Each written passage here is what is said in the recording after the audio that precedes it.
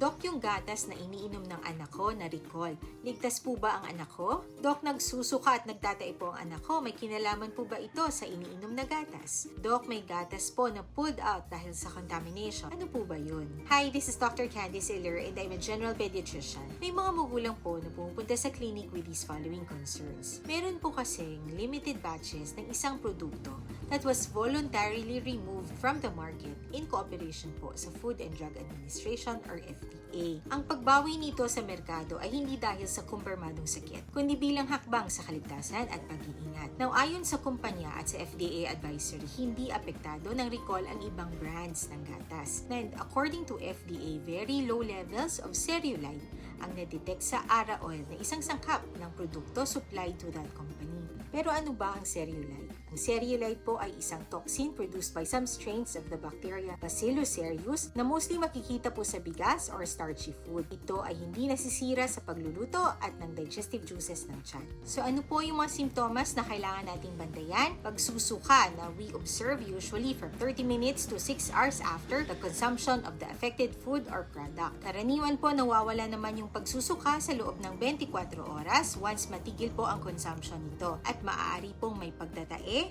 maaari pong may pagsakit ng tiyan, pagtamlay or kawalan ng sigla. Ang ubo, sipon, lagnat at allergy ay hindi po kasama sa sintomas nito. Now, sa pediatrician, kailangan din po natin ma-detect kung ano po ang sanhi ng pagsusuka dahil maaari po itong dulot ng number 1, infection, number 2, head injury secondary sa pagkahulog, at of course, digestive problems. Kailangan po ma-monitor ang signs of dehydration and electrolyte imbalance sa ating mga pasyente, especially po sa maliliit na infants kasi maliit pa po yung mga katawan nila at yung immune system po nila ay nagde-develop pa lamang. So anong gagawin natin bilang isang magulang or tagapag-alaga? Number 1, ihinto agad ang paggamit ng apektadong produkto. Number 2, bantayan kung may simptomas ang mga anak ninyo and watch out for signs of dehydration such as dry po yung lips at saka mouth, sunken po yung eyeballs, usually irritable at dry po yung skin. At laging tandaan, keep your child hydrated. Magbigay po ng oral rehydrating solution and be replaced volume per volume. That means kung gaano po karami yung lumabas in the form of diarrhea or vomiting, then approximately ganun din po karami yung ibibigay nyo in the form of fluids or your oral rehydrating solutions na papainumin po kay baby. At mas mabuti po na mag-small frequent feedings, meaning pa konti-konti pero palagi para hindi sobrang busog, hindi po siya magsusuka. And of course, hindi po kailangan ng antibiotics at hindi po kailangan ng gamot para sa amoeba unless po ma-confirm po natin na may infection through the stool exam and urinalysis. Para mabawasan po ang inyong pag-alala, naka-indicate po sa advisory ng FDA at ng kumpanya that very low levels of cereulide lamang ang na-detect. So bilang pag-iingat, minabuti po nilang i-voluntary pull out or remove yung kanilang produkto in the market. However, if symptoms still persist, lalo na po yung pagsusuka, then please bring your child to the nearest pediatrician for proper assessment and management.